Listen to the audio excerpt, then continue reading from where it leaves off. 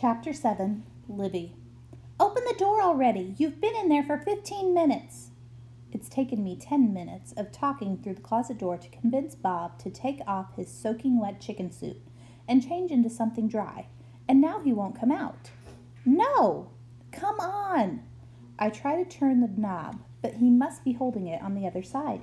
No! Come on! Bob doesn't answer at first. Then he says, "You don't say please very often, do you?" He sniffs. Old Livy did not like to say please either. He's right. I don't like to say please. I don't mind the polite please when you want someone to pass you the mashed potatoes. I don't like the begging kind of please. Please, I say. I am considering it. Pretty please? How bad can it be? The door swings open, and there is Bob, arms crossed tightly over his narrow chest. He's wearing my old tutu. He looks smaller in the tutu than he did in the chicken suit. It's not so bad. At least both your feet are still attached, I say. It was this or a bathing suit, he says. I probably would have gone with the bathing suit. That tutu looks itchy. Maybe you could get me something else to wear. When you're in town tonight? Bob's eyes shine. In Grand's soap operas, someone is always going in town to shop. I'll try, but it might be hard to get my mom to buy something in your size. He looks at me. One side of the tutu sticks up in a funny way, like it's been pressed up against the closet wall for the last 5 years. That, plus Bob's dead serious look, makes me want to hug him, but I don't. Suddenly Bob smiles. Do you have time for chess? You play chess? He nods. Your dad taught you, and you taught me. A little wiggle at the back of my head tells me he's right. I'll set up the board, Bob says, running to his closet. I've been practicing by myself. I mean, technically, it has always been me against Mr. Monkey, but I make all his moves for him. Who usually wins? He scratches his head. That's the other thing. We only have the white chess pieces, so we share them. And I always forget whose pieces are whose. I wish I could find the black ones. Black chess pieces, I say? I know where they are. You do? Bob does a little jump, which is really cute because of the tutu. Don't just stand there. Get them! When I get to the kitchen, Gran is standing by the window, reading a letter and frowning. You've been up in your room a lot, she says, switching to a smile. Everything all right? We're still making that cake tomorrow, right? Yes, everything is great. But do you know where those chess pieces are? The black ones you showed me yesterday.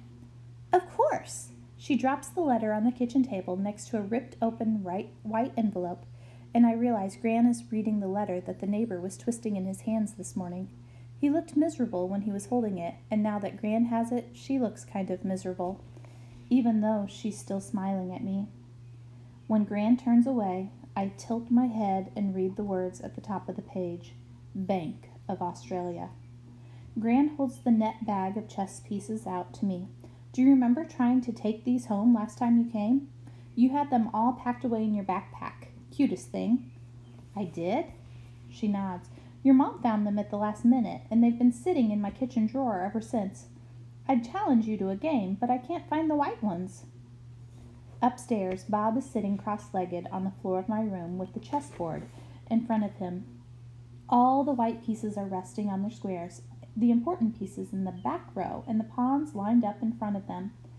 I start setting up my side of the board. Bob smiles at me and says, just like old times, you always have to be black. It's lucky, I tell him. But chess is not about luck, Bob says. It's about recognizing the strength of the little guy.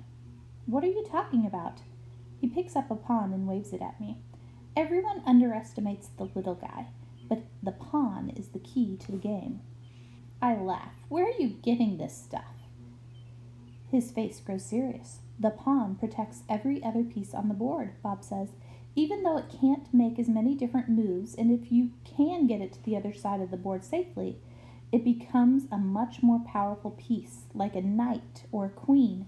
Then he smiles, slides his first pawn down the center of the board from E2 to E4, and says, let's see what you've learned in 5 years. I move my own pawn out to C5 and watch his eyes get big when he realizes I'm doing the Sicilian defense. I grin. Game on, my dear zombie friend.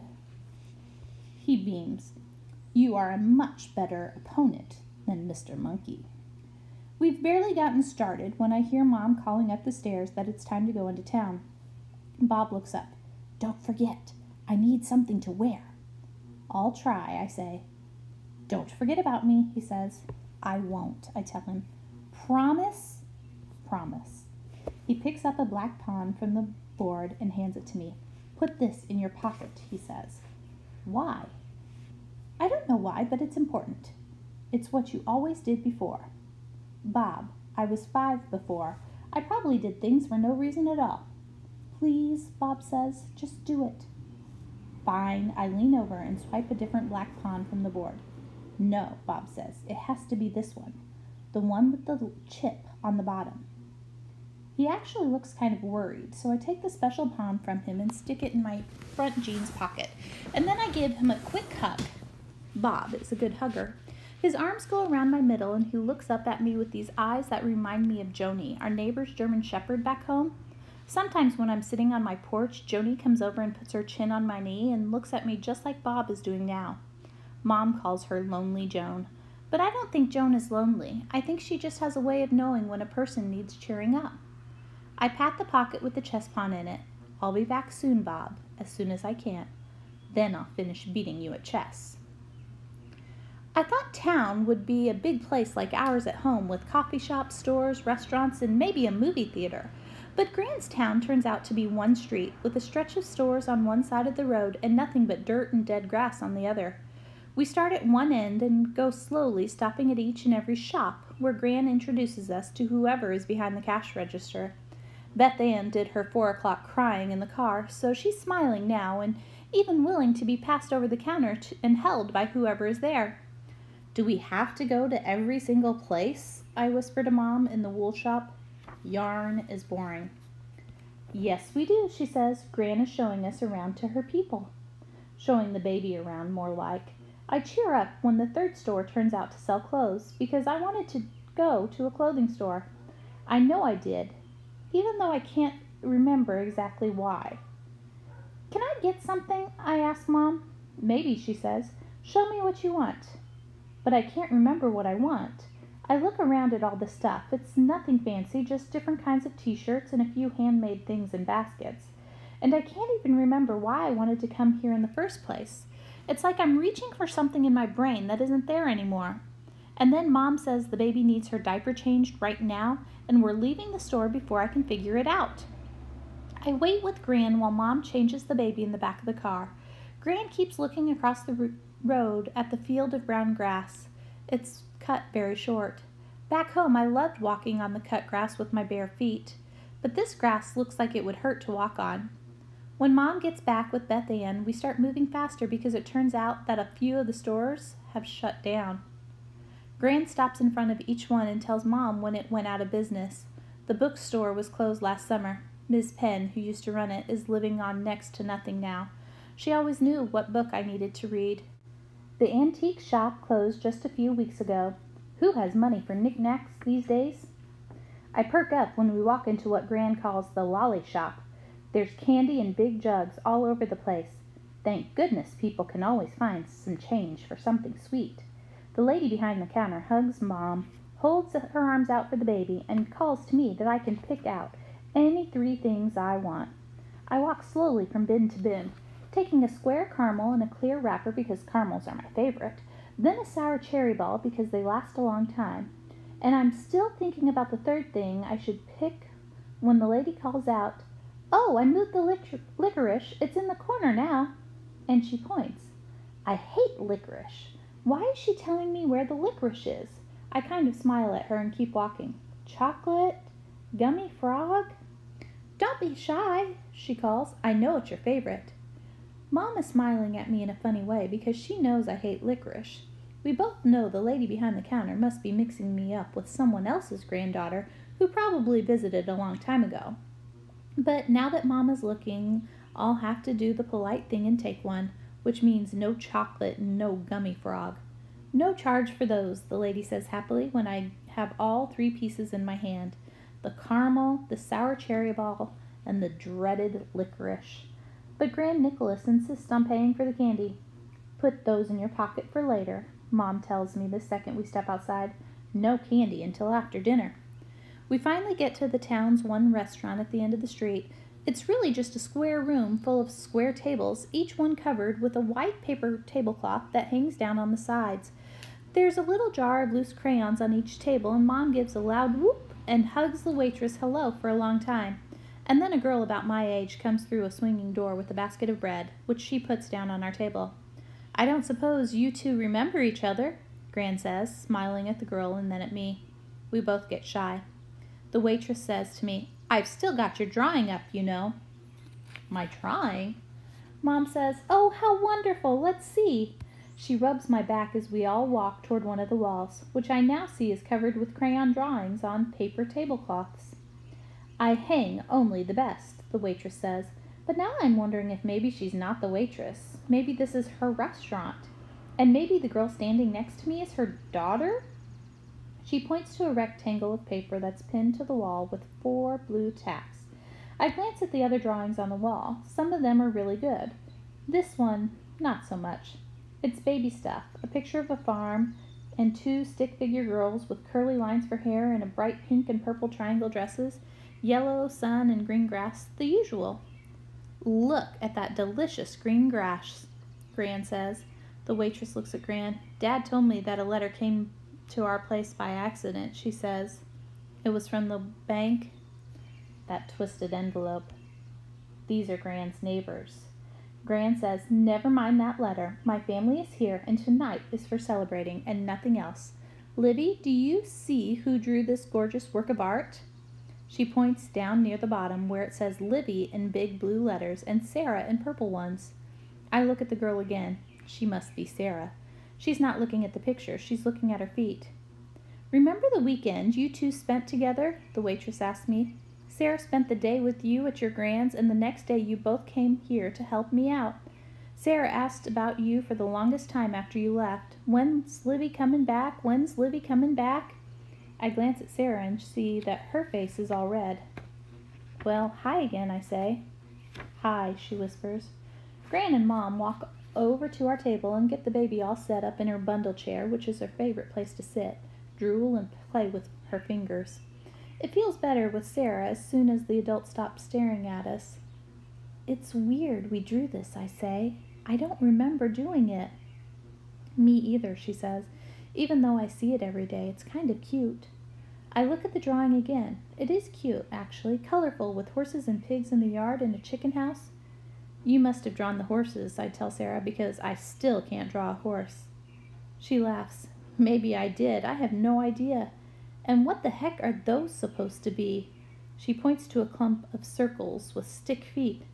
I think they're chickens, I say. See the little red things on their heads? And as I look more closely, I see that one chicken, unlike the others, has a carefully colored green face. Weird. I point to the drawing above ours, a black dog with a white chest done in pencil. That one is really good, I say. She nods. My little brother drew that. He's only 7, but he's definitely the official artist of the family. Danny? That little kid drew this? Wow. Yeah, she says. Hey, do you like licorice? I ask. I reach into my pocket and take out my loot. Sarah laughs. You carry chess pieces around? I look at the pawn in my hand, and it's like a door swings open in my mind. Bob. Bob is that green chicken in our drawing. Bob is who I meant to buy clothes for. I promised him, and then I forgot him again. I turn to Sarah. We were obviously friends when I was here last time. Maybe I told her something. It would be kind of great to have a partner because I can't leave Bob alone here again, and I don't actually have any idea how to get him back home. Do you know Bob? I say. Who? Bob. I wave one finger at the paper in the general direction of the green-faced chicken. Was Bob a horse? She frowns. I hate to tell you this, but he might be gone now. Some of the people had to ship their horses off because of the drought. Oh, I'm really sorry, she says. And then our moms call us to the table to decide what we want for dinner. Can I rush back to the store with the clothes? I asked Mom. I just remembered what I wanted. I'll be right back. What? No, we're eating now, Livy. Please, I'm cold. Sarah can lend you a jumper, Sarah's mom says. She keeps an extra one in the back. Jumper is an Australian word for sweatshirt, and it's hot in the restaurant, so I'm pretty miserable getting into Sarah's red hoodie, wondering how I could have forgotten Bob again. I stick the pawn in one pocket, along with the candy Sarah and I didn't have a chance to sneak. Sarah takes the chair next to mine. She isn't shy anymore. In fact, she talks a lot. We're the only customers in the restaurant except for one older couple at a table in the front window. I guess that means business isn't too good. Our moms start telling stories about the crazy stuff the boys in their class used to do, and Sarah and I keep laughing. It cools off as it gets later, so that I'm happy for the sweatshirt. Our moms take about 100 pictures of us. After dinner, Sarah and her mom walk us back up the road to our car, and Mom asks if I still want to get something at the store. A t-shirt or something? It's not too late if you want to look. I shrug and look into the store window as we pass by. Did I want a t-shirt? Why did I want a t-shirt? Mom said the candy was for after dinner, and this is after dinner, so I reach into my pocket and come out with the caramel, the sour cherry ball, the licorice, and a chess piece, a black pawn. The name comes back to me in a flash, Bob, and I realize I've forgotten all about him. Again! Hey, Sarah says, you never told me about the chess piece. Is it your lucky charm or something? I stare at that pawn and I finally get it. Something is wrong.